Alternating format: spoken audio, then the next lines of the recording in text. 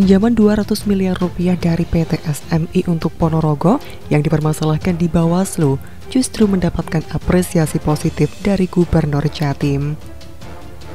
Pada hari ini Rabu tanggal 30 September 2020, terlihat ada beberapa pejabat Kabupaten Ponorogo dimintai klarifikasi oleh Badan Pengawas Pemilu atau Bawaslu Kabupaten Ponorogo terkait pinjaman 200 miliar rupiah dari PT Sarana Multi Infrastruktur atau SMI Persero.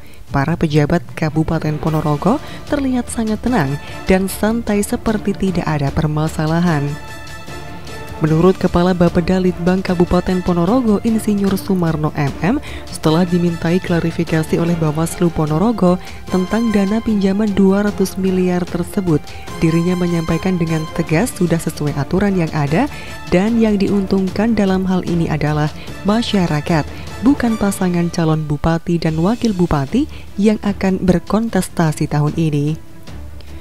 Sumarno juga menyampaikan bahwa semua program-program pembangunan infrastruktur yang akan dibangun dengan dana 200 miliar tersebut itu sudah terencana di tahun 2019 dan masuk di APBD 2020.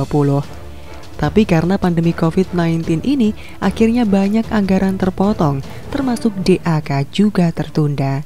Terangnya.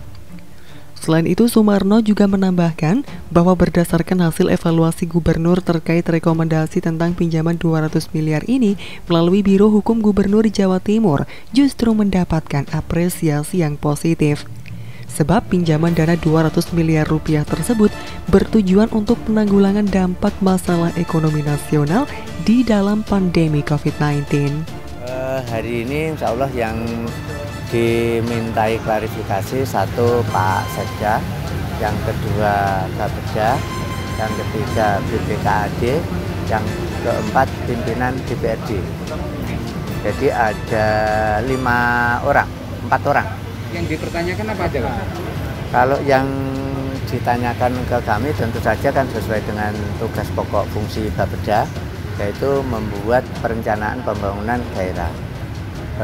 Dari Bawaslu menanyakan bahwa apakah yang direncanakan oleh Bapeda ini sudah ada sebelumnya, dan ini sudah kita sampaikan bahwa rencana penggunaan pinjaman daerah dari PT SMI ini adalah kita gunakan untuk mendanai program-program yang sudah kita rencanakan di tahun 2019 masuk di APBD 2020. Jadi dengan adanya COVID, seperti kita ketahui bersama bahwa pemerintah pusat mengamanatkan ada pemotongan belanja barang jasa 50%. Nah dari situ seluruh belanja barang jasa, khususnya infrastruktur, ini sudah kita cancel, kita hentikan. Tapi alhamdulillah dengan adanya pinjaman daerah ini bisa didanai kembali dan ini sudah ditunggu-tunggu oleh masyarakat. Jadi tidak ada niatan atau tidak ada tujuan bahwa pinjaman daerah ini untuk menguntungkan, ya, kecuali menguntungkan masyarakat, karena memang ini untuk mendanai program kegiatan yang kemarin sudah direncanakan. Polemik ini kan di Banggar ini kan bukan ranahnya untuk memperdebatkan itu. Mekanisme Banggar itu sudah ada. Tupoksinya Banggar itu sudah ada. Salah satunya kemarin kita membahas perubahan anggaran 2020. Sudah turun evaluasi gubernur. Ya kita hanya aja menyempurnakan dari hasil evaluasi. Salah satunya di sana ada saran dari gubernur bahwa pemerintah daerah boleh melakukan inisiatif menambah anggaran dari sektor ini itu dan sebagainya. Itu aja. Jadi badan anggaran ini ada persoalan polemik ini ada atau tidak ada korelasinya, karena sekali lagi badan anggaran ini sudah mempunyai tupoksi sesuai peraturan tata tertib yang ada. Hari ini Bawaslu Kabupaten Ponorogo sedang melakukan klarifikasi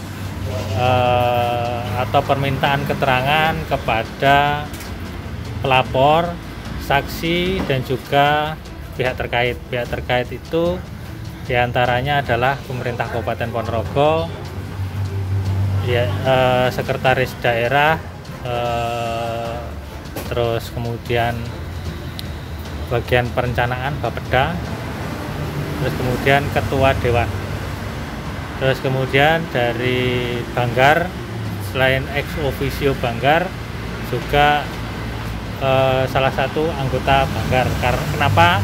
Karena anggota Banggar ini juga pernah berkomentar di media begitu, sehingga perlu kita minta keterangan dan kita gunakan juga sebagai keterangan pembanding biar tidak hanya pada satu sisi saja. Beruntung pemerintah pusat menggulirkan program pinjaman khusus untuk pemulihan ekonomi nasional sehingga daerah kita Ponorogo ini bisa mengakses hingga akhirnya disetujui. Program-program pembangunan khususnya infrastruktur yang awalnya tertunda maka bisa dijalankan kembali dengan uang pinjaman tersebut meskipun tidak bisa 100%, tapi setidaknya sekitar 75% program pembangunan infrastruktur yang di awal tertunda bisa jalan kembali di tahun ini. Imbuhnya, dengan dana pinjaman 200 miliar rupiah dari PT Sarana Multi Infrastruktur yang dipermasalahkan ini, menurut Sumarno, pasangan calon yang ada tidak ada yang diuntungkan. Yang diuntungkan dari pinjaman tersebut adalah masyarakat Ponorogo seutuhnya.